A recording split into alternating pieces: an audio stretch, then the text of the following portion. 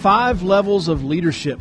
5 levels of leadership. You know, this is, I think, right off the bat, show you the resource. John Maxwell, the 5 levels of leadership. This is where I learned about the 5 levels of leadership. I don't know if John Maxwell made it up, but that's where I learned it from. I remember reading about it in Good to Great. Several books have talked about this, but and John talked about it in a lot of his books, but ultimately came out with the book, The 5 Levels of Leadership. And, you know, I've taught this for years. It's this book and this structure put out by John Maxwell has absolutely changed my thinking as it pertains to how I lead individuals, not just how I lead my company. And actually, I've taught it forever, but it's funny how when you learn things, how they pop back up in your life in other areas. So recently, I'm having a conversation with one of my kids on his soccer team. He is one of his questions right now is, Dad, they're not listening to me. I'm trying to help my team, but they're not listening to me. And I said, well, son, you have to lead them. You have to lead them. And so I'm walking him through, and I'm talking through some basic stuff, like, and I'll go through it as we're going through these 5 levels, but you have to earn that respect of them as a leader. And some of these kids are new to the team. They don't know what you've done in the past. And as I'm talking to them about all this stuff, I'm like, this is the 5 levels of leadership. I'm teaching this as a parent now. This is so cool. So anyway, that's why I'm excited to teach it today, because it's impacting me in more than just my leadership life, but in leading my children in their leadership lives as well. So excited to share it with you today. The 5 levels of leadership, this is a quick overview. I'll zoom in on each one of these. Level 1 leader is a position leader. It's rights-based. People follow because they have to. Typically, you got a title. Position 2, or level 2, is permission. That's relationships-based. People follow because they want to. Level 3 is production. It's results-based. People follow because of what you have done for the organization. Level 4, people development. It's based on reproduction. People follow because of what you have done for them. And then level 5, the pinnacle. And I can honestly say I don't have a level 5 leader in my life. I don't know a level 5 leader. It's so rare. I mean, not on a personal day-to-day basis. I know of them. I think John Maxwell is probably one, but they're incredibly rare. Incredibly rare. It's based on respect. People follow because of who you are and what you represent. I mean, it's like the Mother Teresa kind of Billy Graham, you know, people who just have impacted the world and the world respects them for that. That's the level 5 kind of people, and I don't deal with one on a day-to-day basis, I can tell you. Whew, well, I would like to. Why study the 5 levels? According to John Maxwell, here's why you study the 5 levels. 1, it provides a clear picture of leadership. This is what leadership looks like. As we go through this, you're going to go, oh yeah, it makes sense. I see the picture. Number 2, it defines leading as a verb, not a noun. You lead as a verb. Action, not I am a leader. I am a leader. Nobody cares. All right, number 3, it breaks down leadership in understandable steps. I'm not a cook, okay? But if you give me directions, I can follow step by step and make some brownies. You know what I'm saying? So I love that it breaks down leadership in understandable steps. Number 4, it provides a game plan for leadership development.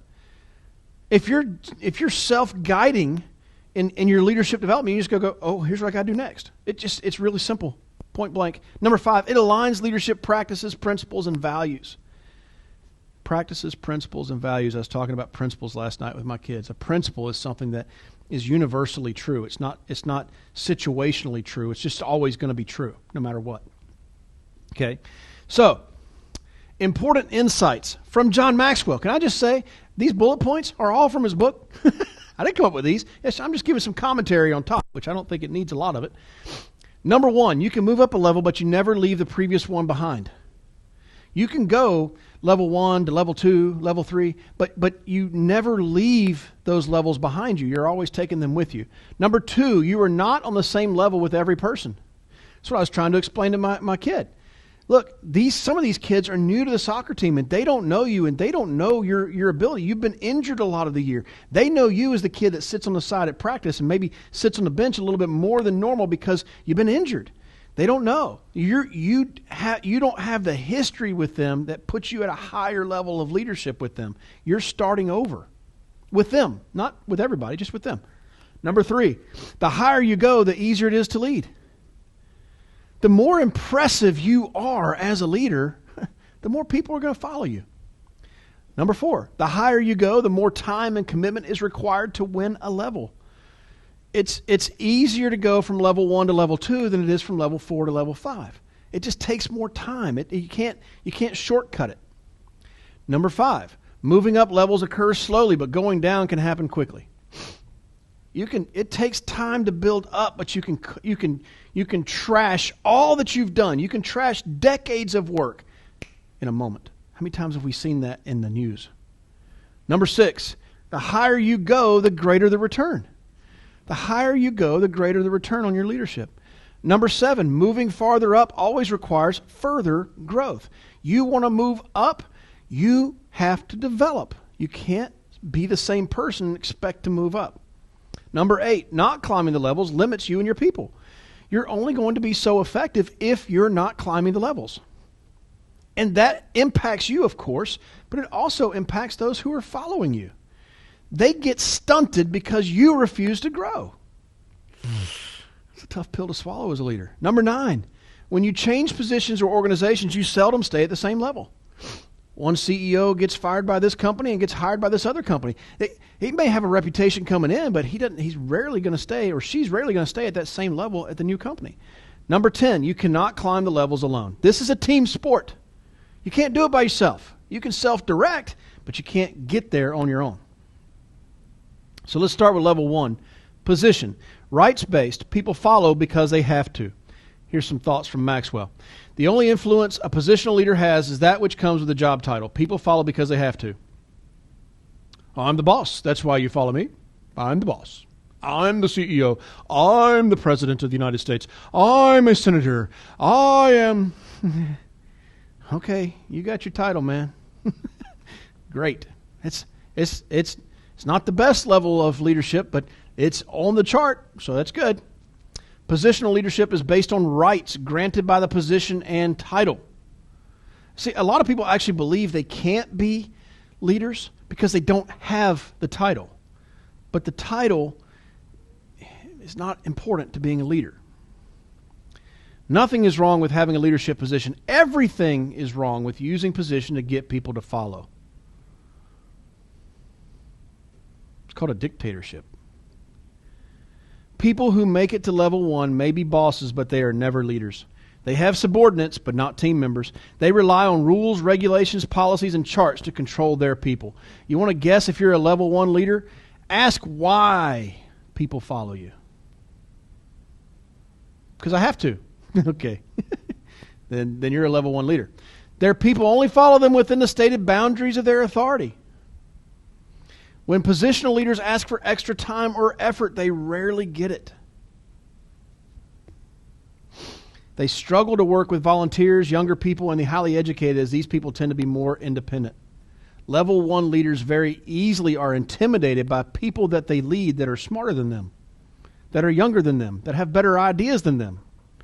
Let me just help you work past that. There are smarter, younger, brighter people than you everywhere. Everywhere. I see smart people, right? It's okay. You don't have to be the smartest in the room. You have to know how to get them to the next room to be the leader. Position is the only level that does not require ability and effort to achieve. Anyone can be appointed to a position. How many people have worked in corporate America and go, clearly anybody can get that job? Beliefs that help a leader move up to level 2. We don't want to stay at level 1. We want to move up. Maybe you just hired a new agent. You're with us. You hired a new agent. Well, you are the recruiter. So you have a positional title, a positional leadership. How do you move up to level 2 with that new person you just hired? Well, you got to decide that titles are not enough. I'm the agency manager. Okay, that's only going to last for so long. Eventually, you got to be something better. Titles are not enough. People, not position, are a leader's most valuable asset. You want to move up to level 2? You got to decide that people are your asset. A leader doesn't need to have all the answers. As a leader, you need to be okay with that. I don't know all the answers myself. It's unsettling sometimes. I like knowing the answers. I like being right. But sometimes you just don't know, and it's okay. A good leader always includes others. These are beliefs that you have to adopt. Now, moving from level 1 to level 2. Permission. Relationships based, people follow because they want to. All right? People follow because they want to. When you like people and treat them like individuals who have value, you begin to develop influence with them. Influence with them. Influence with them. Somehow that doesn't roll off the tongue just right. When you like people and treat them like individuals, when you treat them with respect, people just want to be wanted. It's not complicated. People just want respect. You know, I've learned over the last year and a half from some friends who don't necessarily look like me or worship like me or vote like me, but are still my friends. I've learned from them, they just want to be heard. They don't need me to agree with them. They just want me to hear them. When you do that, you move to a level 2 with that person. You develop trust. The environment becomes much more positive, whether at home, on the job, at play, or while volunteering. It becomes a kumbaya environment. Everybody wants to sit around the campfire and just sing songs together. We like each other. The agenda for level 2 leaders isn't preserving their position. It's getting to know their people and figuring out how to get along with them. Man, so much different than being a level 1 leader. You can like people without leading them, but you cannot lead people without liking them. If you don't like somebody, you're going to find it really hard to lead them.